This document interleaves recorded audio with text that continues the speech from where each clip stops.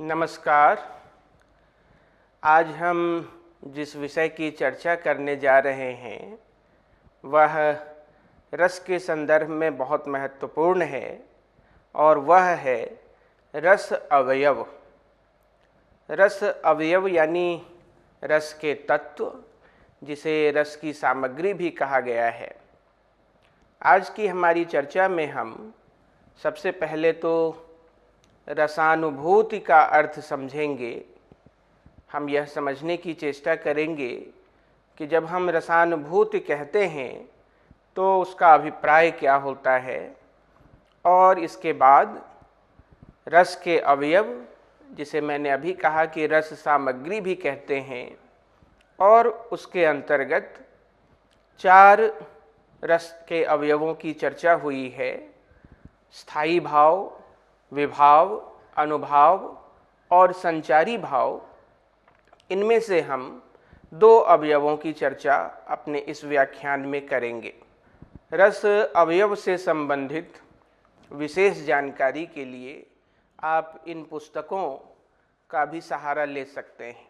रसानुभूति को समझने के लिए जो एक बढ़िया स्रोत आचार्य विश्वनाथ प्रसाद मिश्र की पुस्तक वाङ्मय विमर्श है, उसमें बहुत अच्छे तरीके से रसानुभूति का अर्थ समझाया गया है।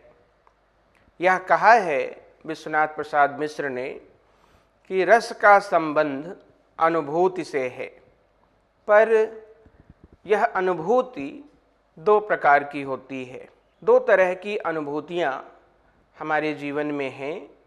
एक को साक्षात या प्रत्यक्ष अनुभूति कहते हैं, और जो दूसरे तरह की अनुभूति है वह कविता पढ़कर, सुनकर या नाटक देखकर प्राप्त होने वाली अनुभूति है।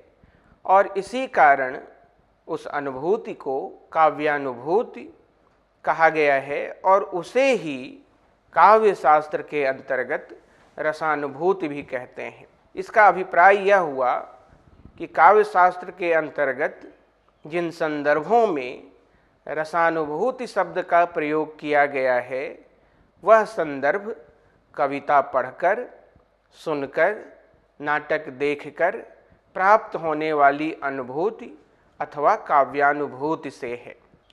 हम अपने जीवन में, सांसारिक जीवन में, लौकिक जीवन में अपने व्यक्तिगत संबंध से क्रोध, करुणा, घृणा, प्रेम इत्यादि भावों की जैसी अनुभूति करते हैं उसे भावानुभूति कहते हैं, और उसे ही प्रत्यक्ष अनुभूति भी कहा गया है। यदि हमारे व्यक्तिगत संबंध से कोई ऐसा विषय उत्पन्न होता है जो हमारे मन में क्रोध उत्पन्न कर सकता है, तो वह व्यक्तिगत संबंध से उत्पन्न हुई क्रोध की अनुभूति प्रत्यक्षानुभूति हुई। यदि बगल में बैठा कोई व्यक्ति हमें पिन चुभोता है तो हमें क्रोध उत्पन्न होता है, हम नाराज होते हैं। यह प्रत्यक्षानुभूति का विषय है।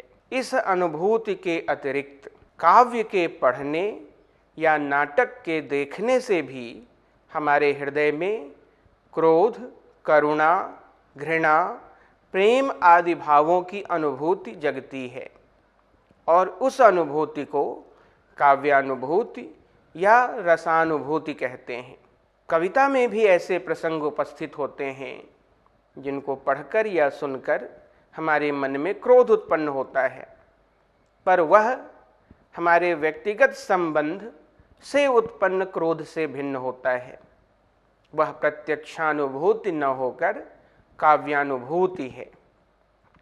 यह जो काव्यानुभूति है, इसके बारे में कहा कि यह प्रत्यक्ष अनुभूति की अपेक्षा कुछ अधिक संस्कृत, कुछ अधिक परिष्कृत हुआ करती है। तो आइए जानते हैं कि जब हम ऐसा कहते हैं कि रसानुभूति प्रत्यक्ष अनुभूति की तुलना में अधिक संस्कृत है, तो उसका क्या अर्थ है।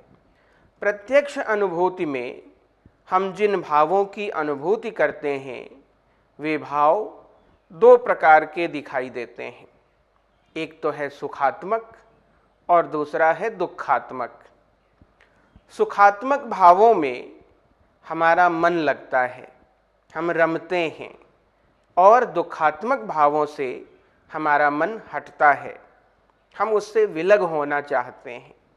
यह प्रत्यक्ष अनुभूति में होता है। प्रेम, हर्ष, आश्चर्य, हास आदि भाव सुखात्मक हैं या कहें कि राग मूलक हैं, इनमें हमारा मन रमता है।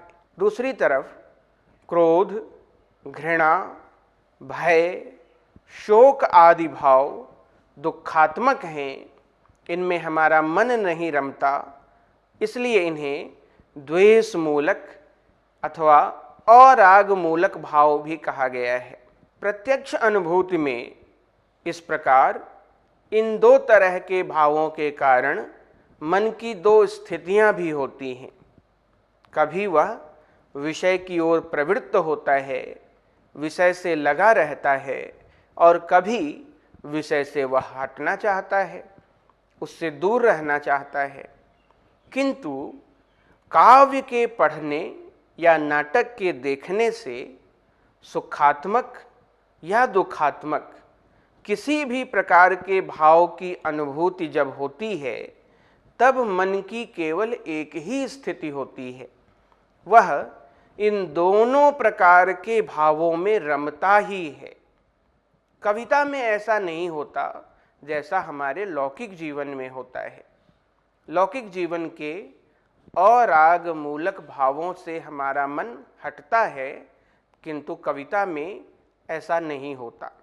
कविता में मन की एक ही स्थिति होती है, वह इन दोनों प्रकार के भावों में रमता ही है। मन के रमने के कारण यह अनुभूति प्रत्यक्ष अनुभूति की अपेक्षा संस्कृत या परिष्कृत कही गई है। इस अनुभूति को विशिष्ट अनुभूति का दर्जा दिया गया है। मन के इसी रमण भाव के कारण इस अनुभूति को रस भी कहा गया और यह रसानुभूति कहलाई।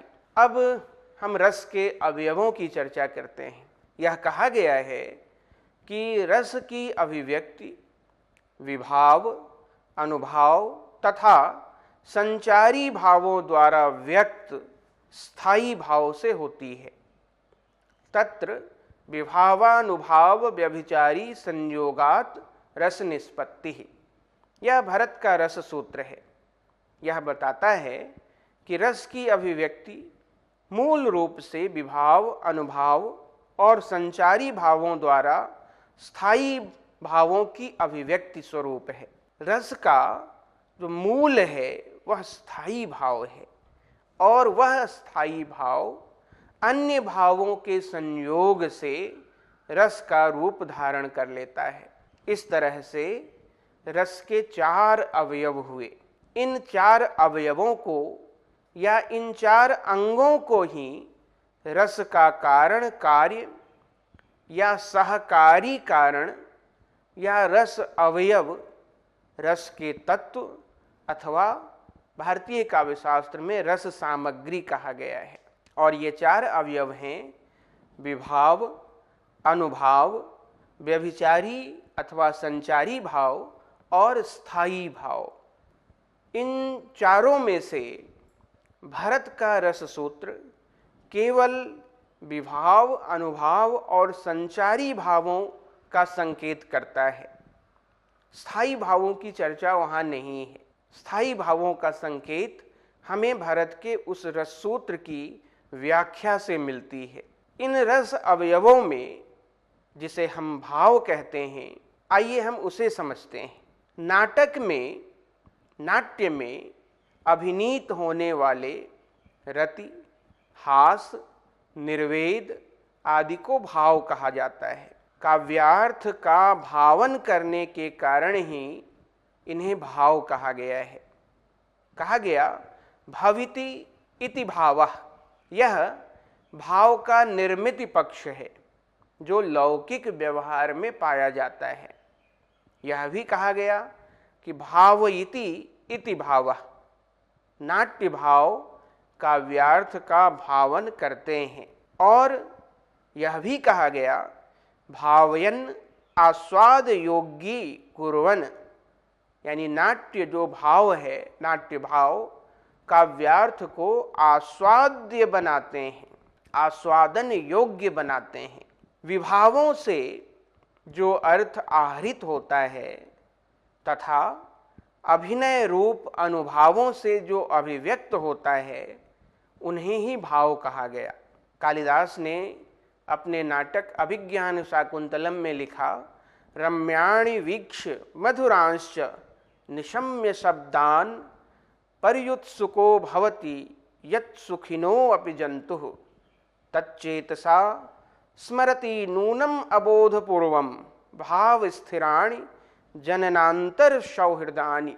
यह कहना चाहते हैं कालिदास कि सुंदर रमणीक दृश्यों को देखकर और मधुर शब्दों को सुनकर जो सहृदय हैं, जो आनंद मन वाले हैं, निर्मल मन वाले हैं, ऐसे लोगों के मन में वही वैसा ही भाव उत्पन्न होता है। उन्हें यह प्रतीत होता है मानो उनके ही किसी पूर्व जन्म की स्मृतियाँ, स्मरति नूनम अबोध पूर्वम भाव स्थिरानि जनांतर सौहृदानि, पूर्व जन्म का जो स्मृति संचय है वही भाव रूप में उनके भीतर स्थिर रहता है और सुंदर रमणीक दृश्यों को देखने से अथवा मधुर शब्दों को सुनने से वैसे ही भाव उद्बुद्ध हो उठते हैं। भाव शब्द की यदि हम व्युत्पत्ति समझें तो यह भू धातु से व्युत्पन्न है, जिसका अर्थ है किसी वस्तु के अस्तित्व में आने, रहने या होने की अवस्था। अमरकोश में मन के विकार को भाव कहा गया है। यह कहा गया विकारो मानसो भावः, और भानुदत्त की रसतरंगिनी के अनुसार रसानुकूल विकारो भावः विकारोन्यथा भावः, यानी नाना विषयों के बोध का विधान होने पर ही उनसे संबंध रखने वाली इच्छा की अनेक रूपता के अनुसार अनुभूति के भिन्न भिन्न योग संघटित होते हैं, जो भाव या मनोविकार कहलाते हैं। यह परिभाषा आचार्य रामचंद्र शुक्ल की है। भाव या मनोविकार को परिभाषित करते हुए वह कहते हैं कि नाना विषयों के बोध का विधान होने पर उनसे संबंध रखने वाली इच्छा की अनेक रूपता के अनुसार अनुभूति के भिन्न भिन्न योग संघटित होते हैं, वे ही भावस्वरूप हैं। यानी अभिप्राय यह हुआ इस विमर्श का कि किसी वस्तु या व्यक्ति के प्रति विशेष अवस्थाओं में किसी की जो मानसिक स्थिति होती है उसे ही भाव कहते हैं। सामाजिकों, प्रेक्षकों, दर्शकों या सहृदयों के अंतःकरण में रति प्रभृति स्थायी भाव, मनोविकार संस्कार रूप से यानी वासना रूप से पहले से ही विद्यमान रहते हैं। भाव स्थिरानि जनांतर सौहृदानि, जो कालिदास कह रहे हैं कि सहृदयों के चित्त में रति इत्यादि भाव पहले से ही स्थित रहते हैं, पर जब उनके साथ विभावानुभाव तथा संचारी भावों का संयोग होता है तब वे ही जो स्थित भाव थे रूपांतरित होकर रस रूप में परिणत हो जाते हैं। उदाहरण के लिए मिट्टी का जो नवीन बर्तन है, नया बर्तन है, नया घड़ा है, उसमें गंध पहले से विद्यमान है, पर उस गंध की पूर्व स्थिति का हमें पता नहीं चलता, पूर्व स्थिति का ज्ञान हमें नहीं होता तब तक जब तक जल के छींटे उस पर नहीं पड़ते। जल के छींटों के पड़ने से ही उस नए घट में छिपे हुए गंध का बोध हमें होता है। उसी तरह सहृदयों के हृदय में स्थित पहले से स्थित भाव जब विभाव आदि के साथ संयोग करते हैं तो पहले से जो भाव स्थित है वही रस रूप में परिणत होता है, वही प्रकट होता है। जैसे इस मिट्टी के नए घड़े से गंध प्रकट होने लगा जल के स्पर्श से, जल के छींटे पड़ने से, उसी तरह से हृदय में स्थित भाव भी विभाव आदि के संयोग से रस रूप में परिणत हो जाते हैं। सहृदयों के हृदय में यह जो पूर्वानुभूत रति, क्रोध आदि मनोविकार हैं वे अव्यक्तावस्था में रहते हैं, वे व्यक्त नहीं होते जब तक उनके व्यक्त होने की अनुकूल स्थिति नहीं आती।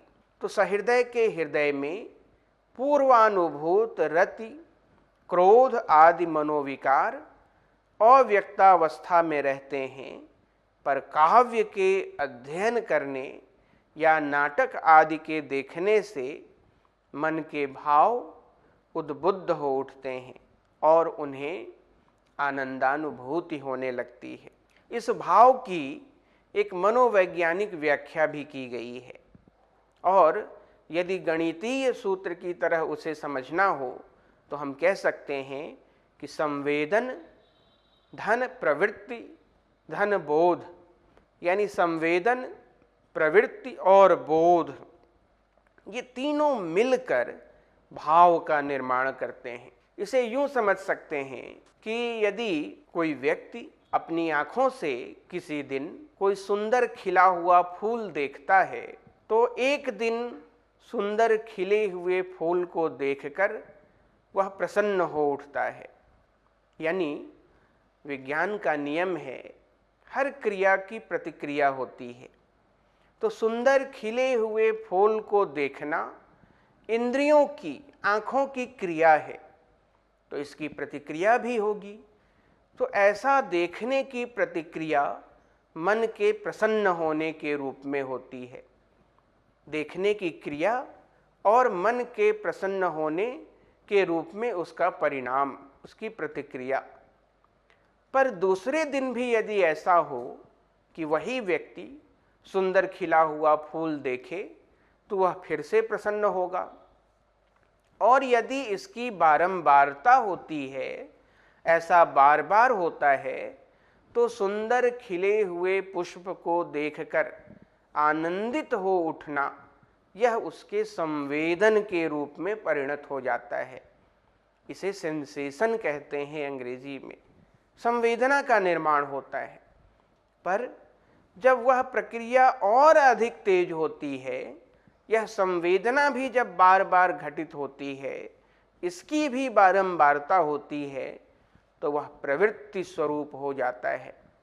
और तब ऐसा होता है कि यदि किसी दिन व्यक्ति ने सुंदर खिले हुए फूल को देखा तो प्रसन्न तो होगा ही, पर कविता में भी यदि उसने यह प्रसंग पढ़ लिया कि सुंदर फूल खिले हुए हैं, तो चूंकि अब उसकी संवेदना सुंदर खिले हुए फूल के साथ जुड़ चुकी है, आज उसने सुंदर फूल नहीं देखा, केवल पढ़ा है, पढ़ते ही उसका मन प्रसन्न हो उठेगा।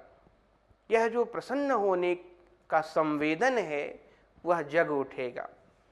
इस स्तर तक आकर वह संवेदन प्रवृत्ति रूप में बदल जाता है। और फिर ऐसा होता है कि वास्तविक फूल तो नहीं है, कविता में भी फूल नहीं है, पर फूल का बोध ऐसा हो गया कि उस फूल का नाम आते ही व्यक्ति प्रसन्न होने लगता है। और तब वह किसी सुंदर चेहरे वाले व्यक्ति मित्र को देखकर कह उठता है कि तुम्हारा चेहरा फूल की तरह सुंदर है। यह उसके बोध का स्तर है। तो संवेदन, प्रवृत्ति और बोध, इस तरह से इनका मनोवैज्ञानिक विकास है और ये तीनों मिलकर भाव का निर्माण करते हैं। पर इस मनोवैज्ञानिक भाव के संदर्भ से काव्य शास्त्रीय संदर्भ थोड़ा इतर है। वहाँ ठीक इसी अर्थ में भाव शब्द का प्रयोग नहीं हुआ है। काव्य शास्त्र में जब भाव का संदर्भ आता है तो हमें मालूम होता है कि वहाँ दो तरह के भाव बताए गए हैं। एक को कहा स्थायी भाव और दूसरे को कहा अस्थायी भाव या संचारी भाव या व्यभिचारी भाव। यानी भाव की दो कोटियां हुई, स्थायी भाव और अस्थायी भाव। स्थायी भाव उस भाव को कहते हैं जो विरोधी और अविरोधी दोनों प्रकार की स्थितियों में निरंतर बना रहता है, किंतु अस्थायी भाव वे हैं जो निरंतर बने नहीं रहते, प्रत्युत समय समय पर जिनका उदय हुआ करता है और जो थोड़े समय तक टिकते हैं, वे निरंतर नहीं बने रहते। ये अस्थायी भाव किसी न किसी स्थायी भाव के साथ भी आ जाते हैं और उसके सहायक भी होते हैं, और कभी कभी ये स्वतंत्र रूप से भी उद्बुद्ध होते हैं। स्थायी भाव उन्हीं भावों को कहते हैं जो रसावस्था तक पहुंचते हैं, यानी स्थायी भाव ही रस रूप में परिणत होते हैं, संचारी भाव नहीं, अस्थायी भाव नहीं। स्थायी भाव ही रसावस्था तक पहुंचते हैं। इसका अर्थ यह हुआ कि जिन भावों का भावन होता है, यानी ऐसे भाव जो अपनी प्रक्रिया में रसानुभूति कराते हैं, भावन कराते हैं, काव्यगत पात्रों के जिन भावों को काव्य के दर्शक या पाठक ज्यों का त्यों ग्रहण कर लेते हैं, वे ही स्थायी भाव कहलाते हैं। जो भाव ज्यों का त्यों एज इट इज यथावत ग्रहण नहीं किए जाते, वे स्थायी भाव नहीं होते। वे वैसे भाव होते हैं जिन्हें संचारी भाव कहा गया है। संचारी भाव को काव्य के पढ़ने वाले पाठक, श्रोता या नाटक के दर्शक ज्यों का त्यों ग्रहण नहीं करते। यह जो स्थायी भाव है वह शाश्वत मनोवेग है, वह शाश्वत मनोवेग है जो सहृदय के हृदय में वासना रूप में स्थित रहता है, और जब अनुकूल परिस्थिति आती है, अनुकूल परिवेश निर्मित होता है, तब वे ही शाश्वत मनोवेग जग उठते हैं। आचार्यों ने इस स्थायी भाव की 5 विशेषताएं बताई हैं। पहला कहा आस्वाद्यत्व, दूसरी विशेषता बताई उत्कटत्व, तीसरी विशेषता बताई सर्वजन सुलभत्व, चौथी विशेषता है पुरुषार्थ योगिता, और 5वीं विशेषता है औचित्य। स्थायी भाव और व्यभिचारी भाव में मुख्य अंतर इतना है, जो अंतर सबसे प्रधान है वह यह है कि रस की अवस्था तक पहुंचने वाला भाव होता है स्थायी, और उस स्थायी भाव को रसावस्था तक पहुंचाने का कार्य करता है। स्थायी भाव को रसावस्था तक ले जाने में सहायक होता है व्यभिचारी भाव। यानी रस के मूल कारण हुआ, रस का जो मुख्य कारण है वह तो स्थायी भाव है, और व्यभिचारी भाव, संचारी भाव उस स्थायी भाव को रस तक पहुंचाने में सहायता देता है। संचारी भाव से वास्तव में स्थायी भाव का पोषण होता है। एक स्थायी भाव में अनेक संचारी भाव होते हैं, और ये स्थायी भाव में वैसे ही जगते सोते रहते हैं जैसे किसी नदी की मुख्य धारा में छोटी मोटी लहरें उठती गिरती रहती हैं। धनंजय ने कहा कल्लोला इव वारिधौ, जैसे नदी में छोटे छोटे लहरियां उठती रहती हैं, उसी तरह से स्थायी भाव में संचारी भाव आते जाते रहते हैं। स्थायी भाव और रस का इस तरह से नित्य संबंध है।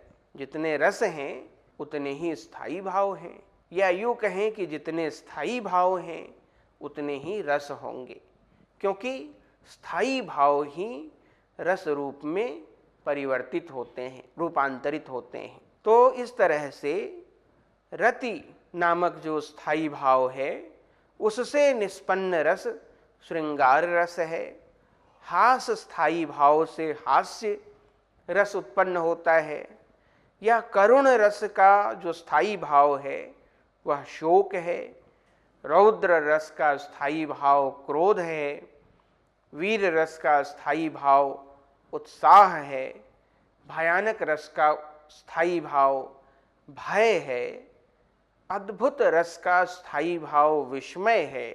विभत्स रस का स्थायी भाव जुगुप्सा है, और शांत रस का स्थायी भाव शम है। इसी तरह से जो संचारी भाव हैं काव्य शास्त्र में उनकी यूं तो संख्या 33 बताई गई है, पर यह भी निर्देश है, यह भी वहाँ बताया गया है कि संचारी भावों की संख्या इससे अधिक भी हो सकती है। जिन 33 संचारी भावों का संकेत मिलता है काव्यशास्त्रीय ग्रंथों में वे हैं निर्वेद, आवेग, दैन्य, श्रम, मद, जड़ता, उग्रता, मोह, विबोध, स्वप्न, अपस्मार, गर्व, मरण, आलस्य, अमर्ष, निद्रा, अवहित्था, औत्सुक्य, उन्माद, शंका, स्मृति, मति, व्याधि, संत्रास, लज्जा, हर्ष, असूया, विषाद, धृति, चपलता, ग्लानि, चिंता और वितर्क। ये 33 संचारी भावों की संख्या निर्दिष्ट हुई है। अभी मैंने बताया कि संचारी भाव स्थायी भावों को रस रूप में परिणत करने में सहायक होते हैं। जैसे रति नामक जो भाव है, जो श्रृंगार नाम के रस से संबद्ध है, तो स्थायी भाव उनके साथ कई संचारी भाव संयुक्त हो सकते हैं। उनमें मोह है, स्वप्न है, उनमें हर्ष है, उनमें चपलता है। ये सारे संचारी भाव आते जाते रह सकते हैं उस एक रति नाम के स्थायी भाव के साथ। तो अभी तक की चर्चा में हमने 4 रस के अवयवों में से स्थायी भाव और संचारी भावों को जाना है। अपने अगले व्याख्यान में हम शेष रस के 2 अवयवों की चर्चा करेंगे। धन्यवाद।